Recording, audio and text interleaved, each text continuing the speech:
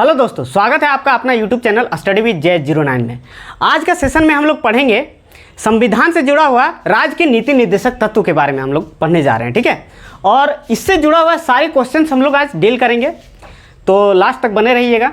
चलिए चलते हैं इसकी ओर, है ना। तो सबसे पहले हम लोग देखते हैं कि राज्य के नीति निर्देशक तत्व जो है ये कहाँ वर्णन किया गया है। तो संविधान में भाग 4 में इसका वर्णन किया गया है, ठीक है। कहाँ किया गया है? भाग 4 में वर्णन किया गया है। अब अनुच्छेद का बात कर लिया जाए तो अनुच्छेद 36 से लेकर 51 तक इसका वर्णन है, ठीक। अब देखते हैं कि राज्य का नीति निर्देशक तत्व जो है ये कहाँ से प्रेरित है। तो ये जो है आयरलैंड से प्रेरित है, ठीक है। ये हमेशा क्वेश्चन में पूछता है कि ये कहाँ से प्रेरित है, तो आयरलैंड से प्रेरित है। ये हमारा जो सिंपल क्वेश्चंस था ये हम लोग पढ़ लिए, ठीक है। आगे देख लेते हैं इसके बारे में और थोड़ा सा जान लेते हैं। तो राज्य की नीति निर्देशक तत्व जो है इसके बारे में थोड़ा सा हम लोग जान लेते हैं कि इसका परिभाषा क्या है, ठीक। तो इसका परिभाषा ऐसे हम लोग बोल सकते हैं कि ये सरकार के दायित्व पर निर्भर करता है, ठीक है। ये सरकार के दायित्व को दर्शाता है, ठीक। और ये देखिए राज्य यानी सरकार, यानी इसको हम लोग राष्ट्र बोल सकते हैं, ठीक है। राष्ट्र, ठीक। इसको हम लोग क्या बोल सकते हैं? राष्ट्र। तो राष्ट्र द्वारा जनता के हितों के लिए, राष्ट्र द्वारा जनता के हितों के लिए जितने भी कार्य किए जाएंगे, ये किए जा रहे हैं, तो उसी में इसको रखा गया है, ठीक है, राज्य के नीति निर्देशक तत्व को, ठीक। तो इसका हम लोग डेफिनेशन भी जान लिए। अब थोड़ा सा और जान लेते हैं इसके बारे में। तो जब हमारा संविधान बन रहा था तो संविधान सभा के सलाहकार कौन थे, ये भी देख लेते हैं। संविधान सभा का सलाहकार कौन थे? तो बी एन राव थे, याद है? B N Rao. जब संविधान हमारा तैयार हो रहा था तो बी एन राव ने बी एन राव ने क्या कहा संविधान के बारे में कि 2 तरह का मौलिक अधिकार होना चाहिए, 2 तरह का मौलिक अधिकार होना चाहिए। पहला, है ना, इसमें कहा गया कि 2 तरह का मौलिक अधिकार होना चाहिए। पहला क्या कहा गया कि जो तुरंत लागू हो और न्यायालय में परिवर्तनीय हो, जो तुरंत लागू हो और ये न्यायालय में परिवर्तनीय हो, ठीक। और दूसरा कहा गया कि धीरे धीरे सरकार द्वारा लागू किया जाए, धीरे धीरे सरकार द्वारा लागू किया जाए। देखिए इसको हम आसान तरीका से बताने का प्रयास कर रहे हैं, ठीक है। धीरे धीरे सरकार द्वारा लागू किया जाए। तो ये 2 मौलिक अधिकार इन्होंने बताया कि इस तरह का 2 मौलिक अधिकार संविधान में बनाना चाहिए। तो इनका बात तो माना गया, लेकिन ये पूरी तरह से इस तरह लागू नहीं हुआ। जो तुरंत लागू हो, ये न्यायालय में परिवर्तनीय हो, इसे तो मौलिक अधिकार बनाया गया, मौलिक अधिकार बनाया गया। लेकिन ये जो धीरे धीरे सरकार द्वारा लागू किया जाए और न्यायालय द्वारा परिवर्तनीय ना हो, ये जो है इसे हम लोग क्या किए संविधान में, इसे राज्य के नीति निर्देशक तत्व में रखा गया, ठीक। याद हो गया? यहाँ से थोड़ा सा रिकॉल कर लेते हैं हम लोग, है ना। तो सबसे पहले राज्य के नीति निर्देशक तत्व जो है ये संविधान में भाग 4 में है। अनुच्छेद कहाँ से कहाँ तक है? 36 से 51 तक है। और ये कहाँ से प्रेरित है? तो आयरलैंड से प्रेरित है ना। और इसका परिभाषा के बारे में हम लोग थोड़ा बात करें तो ये राष्ट्र द्वारा जनता के हितों के बारे में दर्शाता है और ये सरकार के दायित्व को दर्शाता है। ठीक, ये परिभाषा है। शॉर्ट में हम लोग परिभाषा जान लिए। अब देख लेते हैं ये जो संविधान जब बनना तैयार हुआ था तो संविधान सभा का सलाहकार कौन थे? BN राव थे, है ना। उन्होंने पहला कहा था कि एक मौलिक अधिकार ऐसा होना चाहिए जो तुरंत लागू हो और न्यायालय में परिवर्तन ही हो। तो इसे तो रखा गया, लेकिन ये मौलिक अधिकार के रूप पर रखा गया। लेकिन दूसरा को हम लोगों के लिए क्या कहा गया कि ये राज्य के नीति निर्देशक तत्वों पर रखा जाए। ठीक, ये जो धीरे धीरे सरकार को लागू हो और जो न्यायालय में परिवर्तन ना हो, है ना। ये जो राज्य के नीति निर्देशक तत्व है ये खास करके आम नागरिकों को दर्शाता है। ठीक है, नागरिकों को दर्शाता है। ठीक, तो ये हमारा नीति निर्देशक तत्व के बारे में रखा गया। अब आगे देख लेते हैं कि ये जो है ये भी हम लोग याद रखेंगे कि राज्य के नीति निर्देशक तत्व जो है न्यायालय में परिवर्तन नहीं है। ठीक है, न्यायालय में परिवर्तन नहीं है, इसको हम लोग याद रखना है। अब आगे देख लेते हैं तो इसका उद्देश्य क्या है। इसका उद्देश्य के बारे में थोड़ा सा हम लोग जान लेते हैं। ठीक है, राज्य का नीति निर्देशक तत्व जो है इसका उद्देश्य को जान लेते हैं। तो सबसे पहला है लोक कल्याणकारी राज्य की स्थापना। पहला क्या है? लोक कल्याणकारी राज्य की स्थापना। और दूसरा क्या है? दूसरा है हमारा आर्थिक सामाजिक तत्व की स्थापना। क्या है? आर्थिक सामाजिक तत्व की स्थापना। ठीक, दोनों याद रहेगा। इसका उद्देश्य पहला क्या है? लोक कल्याणकारी राज्य की स्थापना। इसका कहने का मतलब है कि आम जनता के हितों के बारे में ज़्यादा सोचना। ठीक है, आम जनता के रख रखाव, है ना, सुख सुविधा, इसके बारे में ज़्यादा ख्याल रखना। आम जनता के सुख सुविधा और रख रखाव।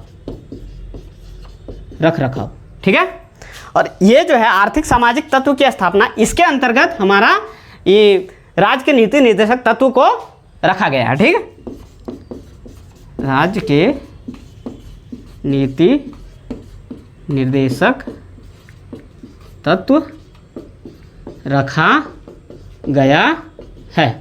ठीक, इतना याद रहेगा आप लोगों को। अब देख लेते हैं, ये हम लोग देख लिए कि ये आम नागरिकों के बारे में कहा गया है। ठीक है, अब जो अनुच्छेद है, अनुच्छेद 36 से 51 तक है, ये किसका किसका जिक्र किया गया है। ठीक है, किस तरह का जिक्र किया गया है। तो आर्टिकल के बारे में थोड़ा देख लेते हैं।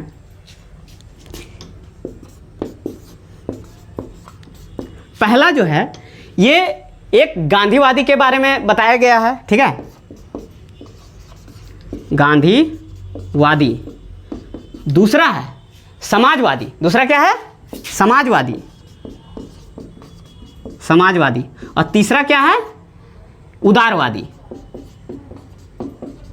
ठीक, ये जो आर्टिकल है किसको किसको दर्शाता है? पहला गांधीवादी, दूसरा समाजवादी, तीसरा उदारवादी। ठीक, तो हम लोग इसके बारे में थोड़ा जान लिए, है ना, इसका परिभाषा। ये हमारा लेक्चर पार्ट था। अब देखिए इसके बारे में आगे हम लोग जानते हैं कि अनुच्छेद 36 से 51 तक क्या क्या रखा गया है और इनमें क्या क्या है। ठीक, इसके बारे में देखते हैं। चलिए दोस्तों, चलते हैं अनुच्छेद की ओर। अब इसमें राज्य के नीति निर्देशक तत्व में अनुच्छेद में क्या क्या कह रहा है देख लेते हैं। सबसे पहला है हमारा अनुच्छेद 36 का। ठीक है, तो अनुच्छेद 36 में क्या कह रहा है कि राज्य की परिभाषा, सबसे पहले राज्य की परिभाषा का ही वर्णन किया गया है अनुच्छेद 36 में। ठीक, अब अनुच्छेद 37 का देख लेते हैं। तो अनुच्छेद 37 में है न्यायालय में परिवर्तनीय नहीं है।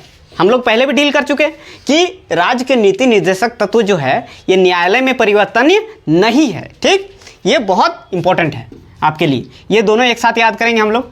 ठीक, कि पहला है 36 राज्य की परिभाषा और दूसरा है न्यायालय में परिवर्तन नहीं है। ये दोनों हम लोग पढ़ लिए थे पहले भी।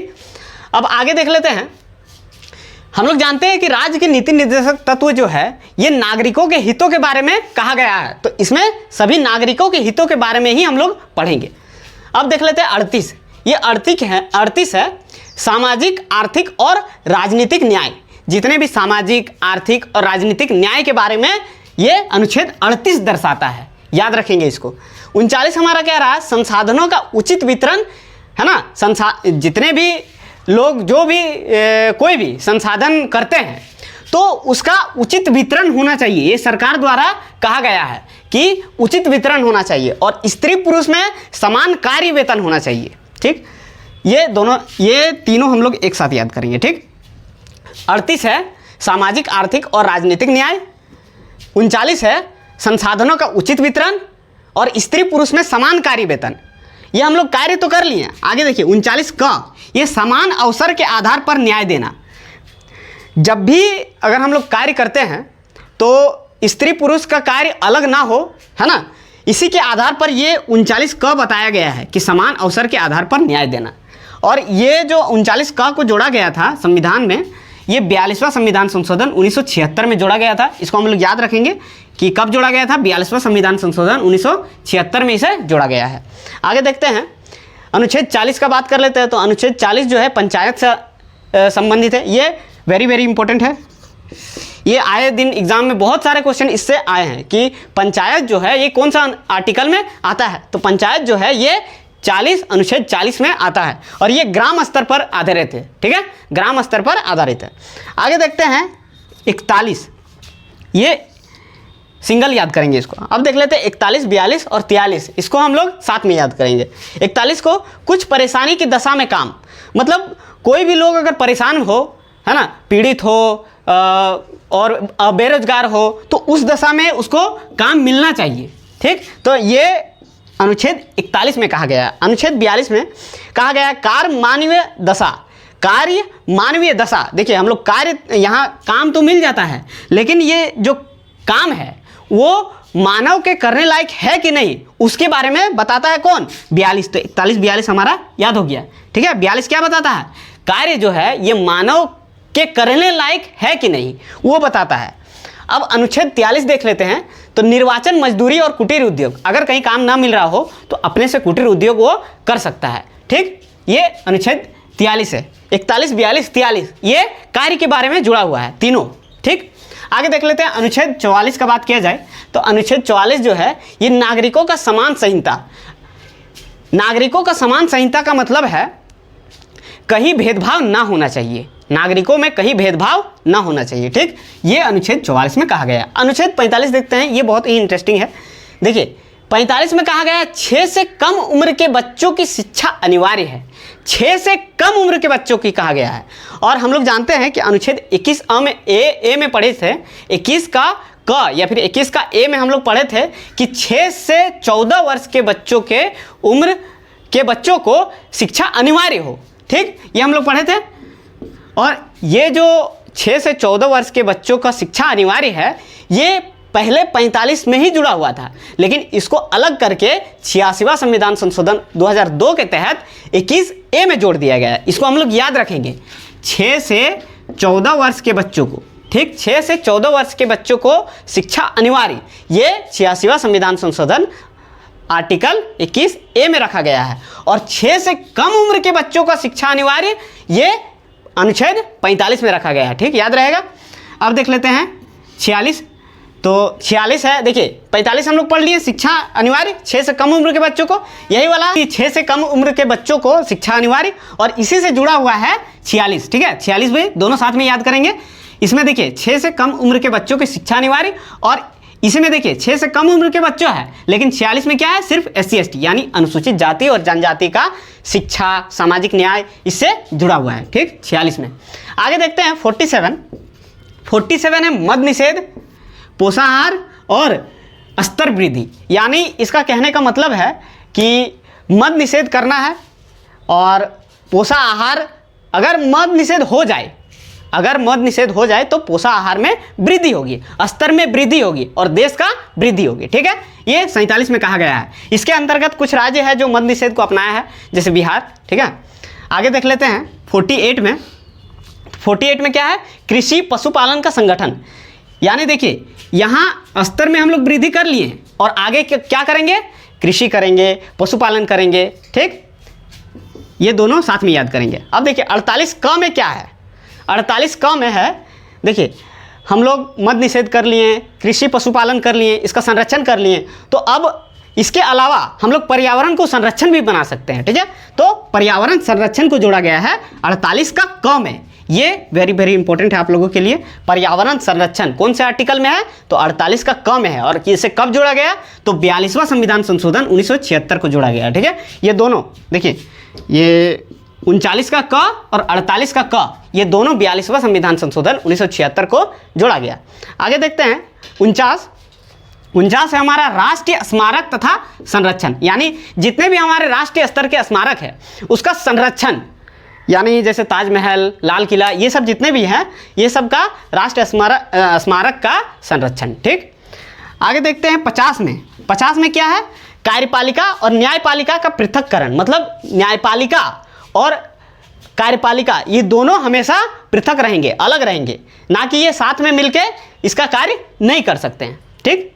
आगे देखते हैं 51 में क्या है। देखिए हम लोग अपना देश के बारे में सब जान लिए, अब अंतर्राष्ट्र में चलेंगे। लास्ट में क्या है 51 में, ये राज्य के नीति निर्देशक तत्व, तो हम लोग आर्टिकल पढ़े ना 36 से लेकर 51 तक, ये लास्ट है हमारा 51, है ना। तो 51 जो है अंतर्राष्ट्रीय शांति सुरक्षा, यानी अंतर्राष्ट्रीय स्तर पर शांति सुरक्षा, इसी आधार पर 51 में कहा गया है। तो हम लोग ये राज्य के नीति निर्देशक तत्व के बारे में जितना भी लेक्चर था उसको भी जान लिए और अनुच्छेद भी जान लिए, ठीक। तो यही हमारा ये वीडियो समाप्त होता है। आशा करते हैं कि ये वीडियो आपको पसंद आया होगा। अगर ये वीडियो पसंद आया है तो वीडियो को लाइक करें, चैनल को सब्सक्राइब करें और वीडियो को शेयर करें। Thank you.